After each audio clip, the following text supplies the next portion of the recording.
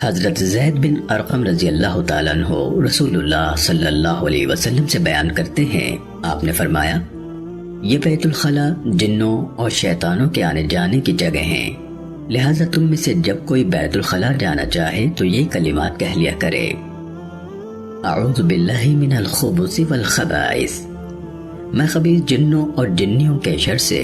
اللہ کی پناہ میں آتا ہوں۔ حضرت ابو ہریرہ رضی اللہ تعالیٰ عنہ بیان کرتے ہیں، رسول اللہ صلی اللہ علیہ وسلم نے فرمایا، بلا شبہ میں تمہارے لیے والد کی مانند ہو، تمہیں سکھاتا ہوں، جب تم میں سے کوئی پاخانے کے لیے آئے تو قبلہ رخ ہو کر نہ بیٹھے اور نہ قبلے کی طرف پشت کرے اور نہ دائیں ہاتھ سے استنجا کرے، اور نبی صلی اللہ علیہ وسلم حکم دیا کرتے تھے کہ کم از کم 3 ڈھیلے استعمال کیا کریں، اور گوبر اور ہڈی